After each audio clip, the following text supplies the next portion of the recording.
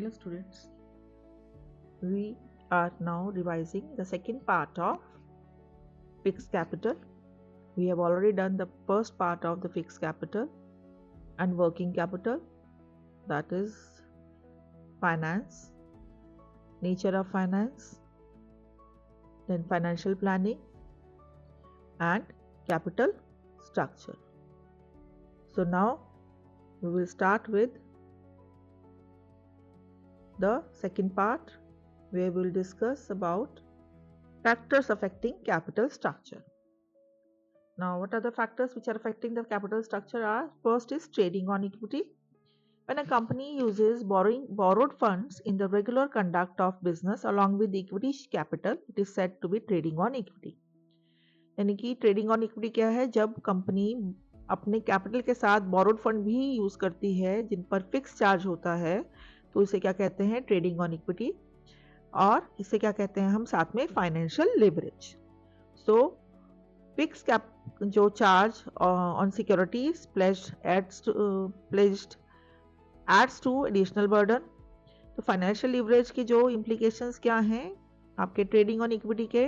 Leverage implications क्या है? First है आपका कि फिक्स चार्ज जो है आपको उसके लिए सिक्योरिटी आपको जो प्लेज करनी पड़ती है उसे एक एडिशनल बर्डन हो जाता है फर्म पर। दूसरा, fear of loss and insolvency of the company. अगर कंपनी का लॉस या इंसॉल्वेंसी होती है तो इससे क्या एडिशनल बर्डन बनता है आपका? डेट प्लस इंटरेस्ट का। Trading on equity however desirable only when. Desirable कब है? यानी कब कंपनी कर सकती है? जब उसका रेट ऑफ अर्निंग हाई हो, rate of interest right and और रेट ऑफ प्रेफरेंस डिविडेंड से। रेट ऑफ अर्निंग क्या होता है कि जब उसकी रिटर्न्स ज़्यादा हो, अगर इंटरेस्ट रेट आपका 10% है तो उसकी अर्निंग जो है 10% से ज़्यादा होनी चाहिए। तो should be 10.5, 11, 12 right, somewhere higher than rate of interest and rate of preference dividend से। दूसरा, कंपनी की अर्निंग स्टेबल होनी चाहिए और रेगुलर होनी चाहिए ताकि वो जो है इंटरेस्ट डिबेंचर्स का रेगुलर पे कर सके। और there are sufficient fixed assets to offer as a security to the lenders. Now, when the proportion of debts and equity is such that it results in increase in shareholders' wealth, the capital structure may be called optimum. अगर जब हमारा जो proportion होता है date और equity का क्या करता है जिससे कि शेयर होल्डर की वेल्थ बढ़ती है राइट, तो उसे कहते हैं हम ऑप्टिमम स्ट्रक्चर बोलते हैं। कैपिटल स्ट्रक्चर में बी कॉल्ड ऑप्टिमम राइट। इसे इंटरेस्ट तो मिल ही रहा है डिविडेंड पर, डिबेंचर्स पर जो है शेयर होल्डर्स का भी आपका जो रिटर्न है उनको ज्यादा मिलता है। Then second is exercise of control. Company का कंट्रोल जो है आपका इक्विटी शेयर होल्डर्स के हाथ में होता है। अगर प्रमोटर्स चाहते हैं कि वो अपना कमांड अपने हाथ में ही रखें तो वो नए शेयर्स मार्केट में इश्यू नहीं करेंगे, बजाय इसके वो चाहते हैं वो जो आपके नए फंड्स हैं उसको रेज करने के लिए डिबेंचर्स और प्रेफरेंस शेयर्स का इस्तेमाल करेंगे। सो आपका ये फैक्टर कब ज़्यादा इंपॉर्टेंट होता है? जब प्रमोटर्स के पास लो शेयर होल्डिंग्स होती हैं। इन ए company equity shareholders have voting rights and therefore control of the company lies in their hands. If the promoters of the company wants to retain control in their own hands, they may not issue additional equity shares to the public. In such a case, more funds can be raised by issuing debentures and preference shares. This factor is particularly important in closely held companies whenever promoters have low shareholdings. Then है need for flexibility. Debentures and preference shares holders can be paid off whenever the company feels necessary. Okay, but equity shares cannot be paid off during the lifetime of the company. A good capital structure should be flexible so that adjustments can be made whenever the need arises. While raising debts, the company should ensure that there are minimum restrictions in loan agreements. अब क्या है? Flexibility क्या हुई कि जब चाहे funds मिल जाएं और जब चाहे आप उसको वापस भी कर दें ताकि आप पे उसका लोड या बर्डन ना पड़े, एक्स्ट्रा फंड्स या ओवर कैपिटलाइजेशन बिजनेस में ना हो। सो डिबेंचर्स और प्रेफरेंस शेयर्स ऐसे है जिसको जब कंपनी चाहे तो उसे रेज कर सकती है और जब चाहे उनको पे कर सकती है अपने लाइफ टाइम में, पर जो कैपिटल है लाइफ टाइम में पे नहीं होता है। तो एक कैपिटल स्ट्रक्चर फ्लेक्सिबल होना चाहिए ताकि जब चाहे उसमें एडजस्टमेंट्स की जा सके। तो आपका जो बेटर रहता है फ्लेक्सिबिलिटी के लिए डिबेंचर्स एंड प्रेफरेंस शेयर्स होता है, पर प्रेफरेंस शेयर्स डिबेंचर्स को इशू करते हुए कंपनी को ये ध्यान रखना ज़रूरी है कि डिबेंचर्स में जो वो प्लेजिंग कर रही है या कोई और रिस्ट्रिक्शंस हैं आपके लोन गिवर्स के, वो ज़्यादा नहीं होने चाहिए। ओके, देन है period and purpose of financing. For funds required for permanent investment equity shares are the appropriate choice. तो जो फंड्स होते हैं आपके परमानेंट इन्वेस्टमेंट के लिए, इक्विटी शेयर्स जो है सबसे बढ़िया चॉइस है, क्योंकि आपका परमानेंट पर्पसेस के लिए हम उसी फंड को ले सकते हैं, क्योंकि वो लाइफ टाइम में वापस नहीं करने होते हैं।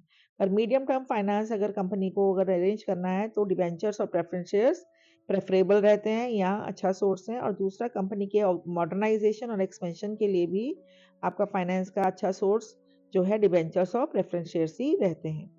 नेचर ऑफ बिजनेस, बिजनेस की नेचर क्या हुई कि जो companies enjoying regular and liberal earnings can afford to have high capital gearing। High capital gearing यानी कि ज़्यादा लोन ले सकते हैं।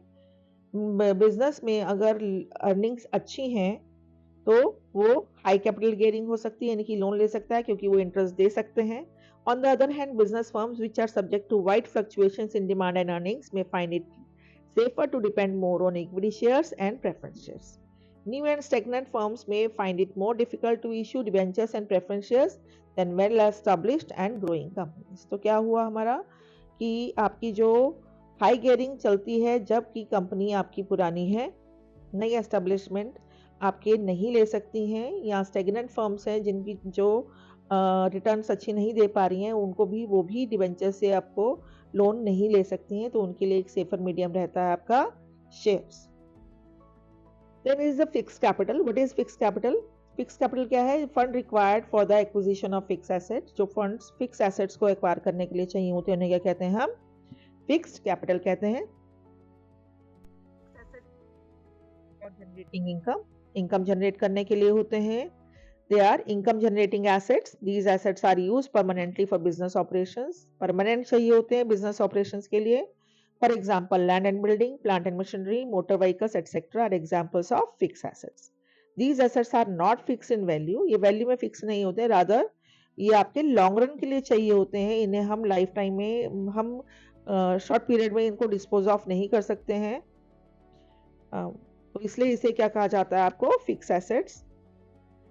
फिक्स जो एसेट्स हैं उनको हम फिक्स वैल्यू में नहीं होते हैं। क्यों? वैल्यू क्या होता है? वो आपके लॉन्ग टर्म के लिए यूज होते हैं, इसलिए they are called to be fix assets.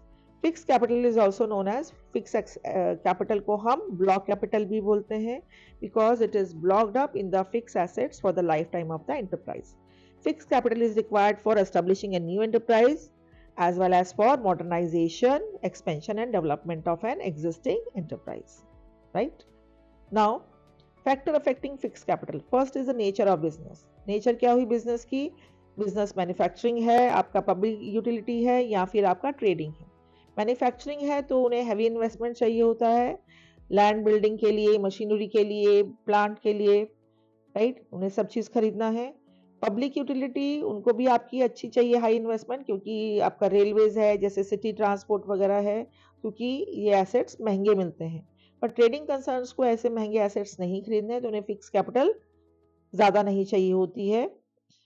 Then size of the business, a large sized enterprise requires a greater amount of fixed capital than a small scale enterprise। Large scale को ज़्यादा चाहिए, small scale को कम fix capital चाहिए। As a large amount of fixed capital is necessary for a high volume of production there in the large sized enterprise। Nature of product, product कैसे हैं आपके? अगर आपके प्रोडक्ट जो हैं मैन्युफैक्चरिंग कैपिटल गुड्स हैं या आपके कंज्यूमर प्रोडक्ट्स हैं।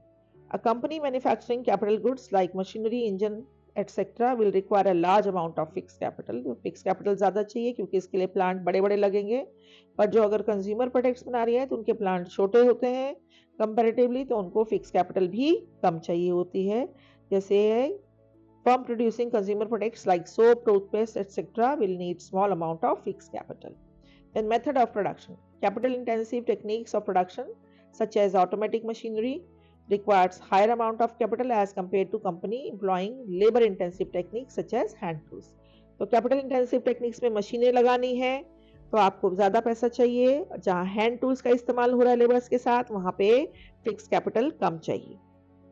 डाइवर्सिटी ऑफ प्रोडक्ट लाइन, अगर एक कंपनी एक से ज़्यादा प्रोडक्ट लाइन में काम कर रही है, राइट, अगर वो मान लीजिए मेकअप प्रोडक्ट्स भी बना रही है, आपके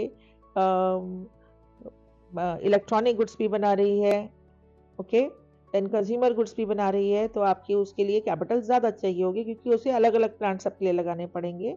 और अगर वो एक ही लाइन ऑफ प्रोडक्ट में काम कर रहा है तो उसे कम जो है फिक्स कैपिटल की ज़रूरत होगी। सेम वे एक प्रोडक्ट खुद ही सारे बाय प्रोडक्ट्स भी खुद ही बना रही है तो उसको ज़्यादा कैपिटल की चाहिए होगी। पर अगर वो असेंबल करती है प्रोडक्ट्स मैन्युफैक्चर दूसरे मैन्युफैक्चरर से लेकर, तो उसको फिक्स कैपिटल की रिक्वायरमेंट कम हो जाएगी। A multi-product company manufacturing diversified products require more fixed capital than a firm manufacturing a single product. An enterprise manufacturing each part of finished product by itself requires a greater amount of fixed capital as compared to a firm which buys components and assembles them in their factory. Then mode of acquiring fixed assets, कि किस तरह से वो acquire कर रहे हैं fix assets. अगर वो कैश डाउन पेमेंट से एक्वायर करते हैं तो उनको फिक्स कैपिटल ज़्यादा चाहिए, और अगर वो लीज पे या आपके हायर परचेज बेसिस पे एक्वायर करते हैं फिक्स एसेट्स को, तो उन्हें फिक्स कैपिटल की रिक्वायरमेंट कम चाहिए होती है। नाउ वर्किंग कैपिटल क्या हुआ? अब दूसरा वर्किंग कैपिटल है जो करंट एसेट्स में, यानी कि regular day to day routine operations के लिए जो चाहिए होती है कैपिटल, उसे हम क्या कहते हैं? आपके वर्किंग कैपिटल, या हम कॉस्ट ऑफ ऑपरेटिंग होता है, या ऑपरेशन कॉस्ट हो गई हमारी, क्योंकि हमें डे टू डे ऑपरेशंस के लिए चाहिए। इसे हम लिक्विड फंड भी बोलते हैं, क्योंकि ये बार बार जो है आपका कैश में कन्वर्ट हो जाता है। तो it is the amount of funds necessary to cover cost of operating operations of the enterprise. It is required for day to day operations. They are called fixed liquid funds. It is the capital invested in working assets or current assets. Working assets are also known to be current assets. It is also called circulating capital or revolving capital because it keeps on circulating or revolving in business. It is invested, recovered and reinvested repeatedly during the operating cycle of business. The term working capital is used in two senses: gross working capital and net working capital. So we are ending up the revision of today here only, students. Now in the next class, the rest of the part which is left for the division, we'll continue with that part, which is the types of working capital and what is the use of the working capital. Thank you. Like, share and subscribe.